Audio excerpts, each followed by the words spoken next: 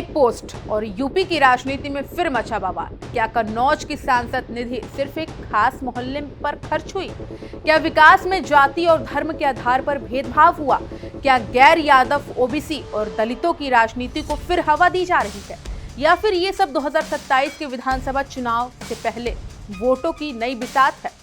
नमस्कार, आप देख रहे हैं एफएम न्यूज और मैं हूं आपके साथ अंशिका। आज बात करते हैं उस बयान की जिसने यूपी की सियासत में एक बार फिर नई बहस छोड़ दी है। यूपी सरकार में मंत्री और सुबह सपा अध्यक्ष ओम प्रकाश राजभर ने समाजवादी पार्टी के राष्ट्रीय अध्यक्ष अखिलेश यादव पर ऐसा हमला बोला है जिसकी गूंज पूरे प्रदेश में सुनाई दे रही है।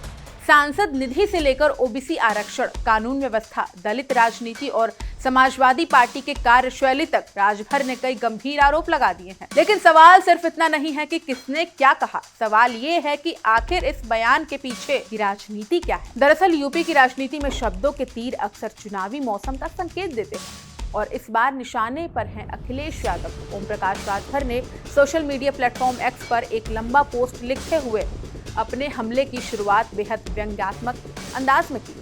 उन्होंने लिखा, प्रिय राजा बाबू उर्फ अखिलेश जी, और यहीं से आरोपों का सिलसिला शुरू हो गया। राजभर ने दावा किया कि कन्नौज की सांसद निधि का खर्च पूरे देश में चर्चा का विषय बन गया है। उनका सबसे बड़ा आरोप ये था कि विकास कार्यों में सांसद निधि का उपयोग केवल एक खास समुदाय के इलाके तक सीमित रहा। उन्होंने लिखा कि विकास के नाम पर आपको सिर्फ सपाई अब्दुल्लों का मोहल्ला ही दिखा, उजाला सिर्फ इन्हीं को करना था। इसके बाद उन्होंने जाटव, थानू, धोबी और लोधी जैसी जातियों का जिक्र करते हुए आरोप लगाया कि इनकी बस्तियों को विकास से दूर रखा गया और इन्हें चांद के भरोसे छोड़ दिया गया। राजभर यही नहीं रुके, उन्होंने समाजवादी पार्टी की पूरी सामाजिक राजनीति पर सवाल खड़े करते हुए कहा कि सपा की वजह से ओबीसी आरक्षण का लाभ केवल यादव और मुस्लिम समाज तक सीमित रहा, जबकि गैर यादव, पिछड़े और दलित समाज को उनका अधिकार नहीं मिला।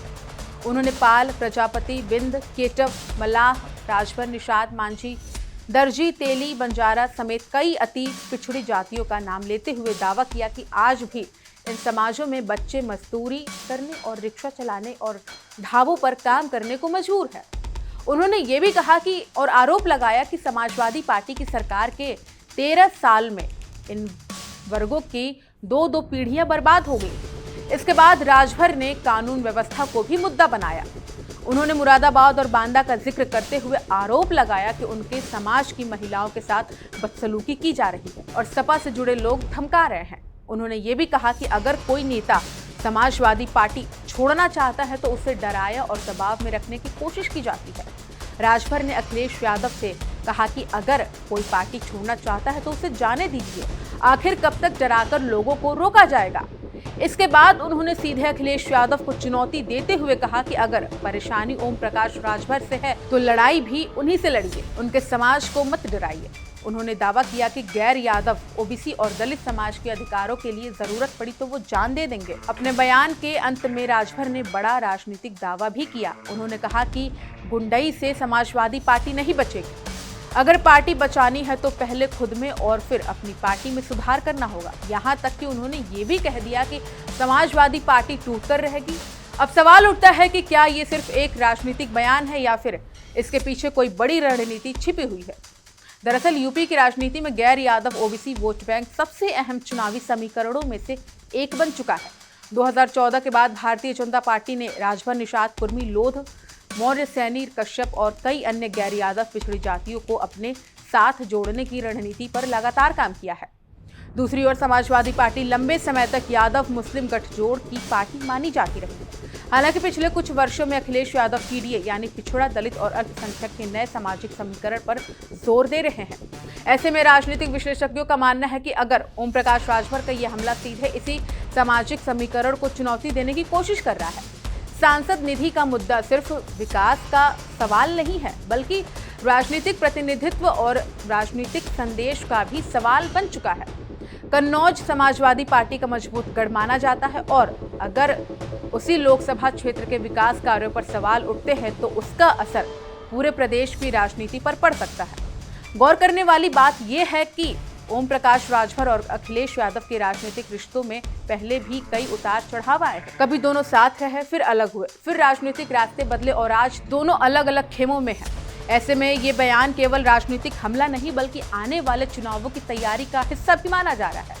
अब सबसे बड़ा सवाल यही है कि क्या सांसद निधि के खर्च का सामाजिक ऑडिट होना चाहिए? क्या विकास कार्यों में सभी वर्गों को समान हिस्सेदारी मिल रही है? क्या जातीय राजनीति विकास से बड़ी हो चुकी है या फिर ये सब 2027 के चुनाव से पहले माहौल बनाने की कोशिश हो रही है? वहीं समाजवादी पार्टी लगातार दावा करती रही कि उसकी राजनीतिक पीडीए यानी पिछड़ा, दलित और अल्पसंख्यक समाज के अधिकारों की लड़ाई लड़ रहे हैं और पार्टी का आरोप है कि बीजेपी समाज को जातियों में बांटकर राजनीति करती है। हालांकि इस पूरे मामले में ओम प्रकाश राजभर के आरोपों पर समाजवादी पार्टी की आधिकारिक प्रतिक्रिया का इंतजार रहेगा। फिलहाल इतना तय है कि यूपी की राजनीति में बयान कभी सिर्फ बयान नहीं होते। हर शब्द, हर आरोप और हर पोस्ट अपने साथ एक बड़ा राजनीतिक संदेश लेकर आता है। सांसद निधि से शुरू हुई ये बहस अब ओबीसी आरक्षण, दलित प्रतिनिधित्व, कानून व्यवस्था और 2027 के चुनावी समीकरणों तक पहुंच चुकी है। अब देखना यह होगा कि विवाद सिर्फ सोशल मीडिया तक सीमित रहता है या आने वाले दिनों में यूपी की राजनीति का बड़ा मुद्दा बन जाता है। आखिर आप क्या सोचते हैं? क्या सांसद निधि के खर्च की निष्पक्ष जांच होनी चाहिए? क्या विकास में सभी वर्गों को बराबरी का हिस्सा मिल रहा है या फिर ये सिर्फ चुनावी राजनीति का नया अध्याय है? अपनी राय हमें कमेंट में जरूर बताइए।